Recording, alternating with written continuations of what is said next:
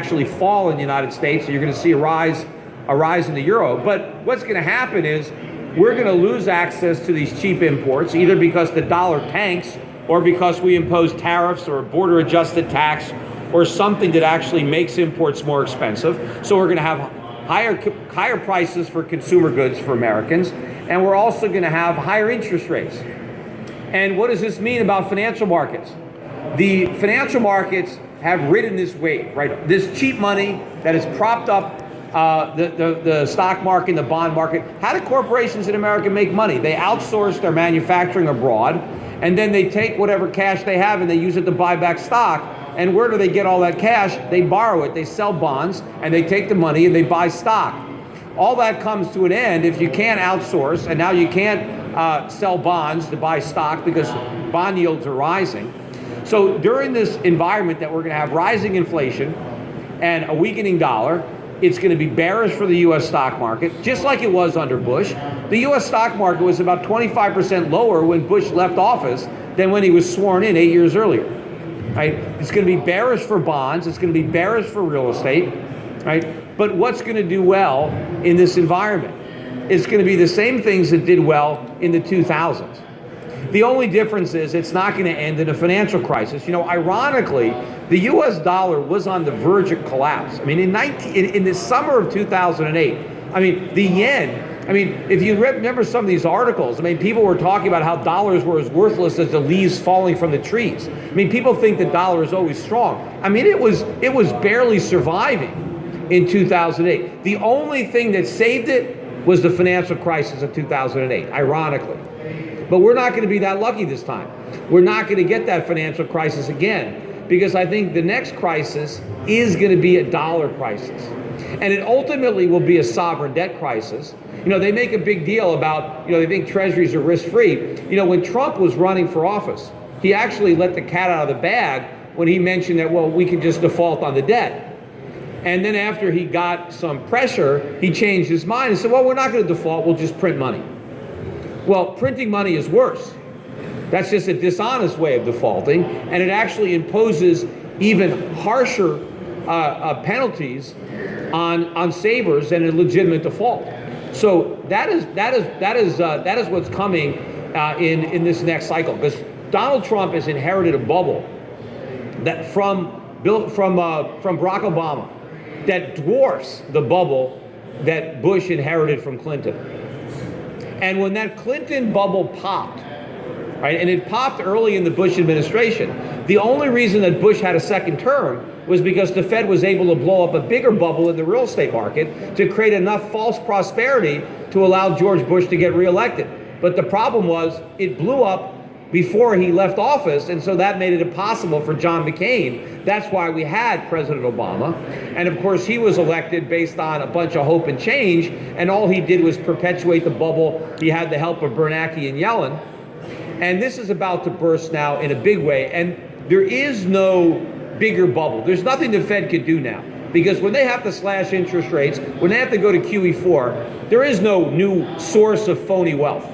All the inflation is going to end up in consumer prices. And yes, people think it's great when inflation makes your house more valuable or when it makes your stock portfolio more valuable, but they're not going to like it when it makes their grocery bills go up, right? Or their electric bills go up, because that's all that's going to happen. But meanwhile, there is a way to profit from this. You know, when you have people that are so wrong, you know, and the consensus, I don't think the consensus has ever been this wrong.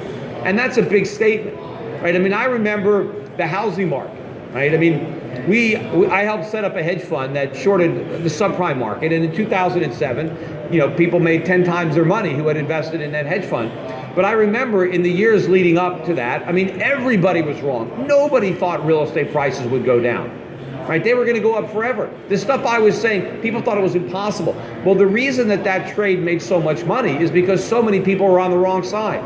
There were just a few people that understood why the consensus was so wrong when it came to real estate, right? And you had a similar consensus in the 1990s during the new era, right? Where, you know, the dot-com era, people were buying all these stocks that had no earnings, but, you know, and they thought it would never end, and of course it ended.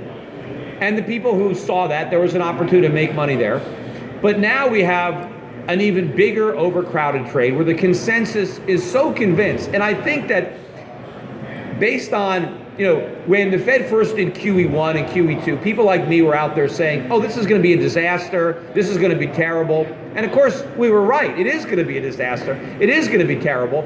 But for a while, people didn't realize that, right? Because when you're drunk on alcohol, you don't realize, all the stupid things you're doing because you're still drunk, right? It's not until it wears off the following morning that you figure it out. So the Fed was able to, create massive stimulus, right? Cheap money, much bigger than what they did under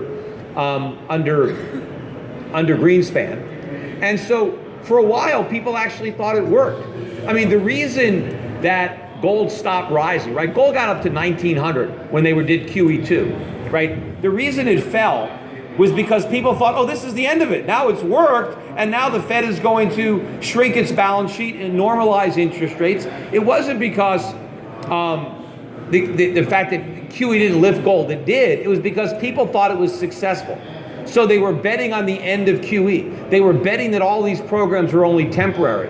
When they figure out that they're permanent, that the reason interest rates are still only 0.5% is because they can't go any higher, because we now have so much debt. It's impossible for the Fed to normalize interest rates because we have an abnormal amount of debt. We have $20 trillion, which is the national debt, which is the tip of a huge iceberg if you look at the unfunded debt. But the debt doubled under Bush, and then it doubled again under Obama. And so here we are. There's no way that interest rates can normalize. And when they've got to go back to QE4, when the U.S. economy is back in recession, the markets will start to realize what a big failure QE was. And because it failed, they're going to do it again, right? That's how the government works.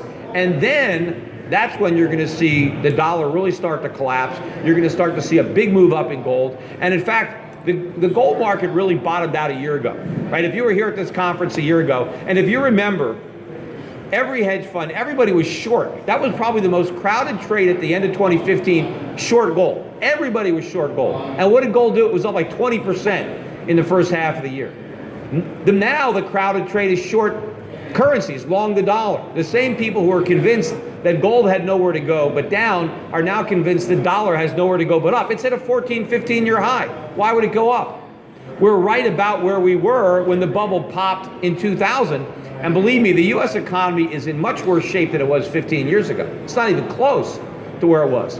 And so if that bubble burst, this one is going to burst in an even more spectacular way. So the way to make money, go back and look at what worked during that time period. And now it's going to work even better because the dollar won't stop falling until there's a real crisis. Because we never really had, it kept falling and falling and falling in 2008. But it never really had a blow off. It never really collapsed. It was like an orderly decline for 7 years. And then all of a sudden, there's financial crisis and everybody rushed into the dollar. But this time I think the dollar is going to fall, and then it's going to just drop.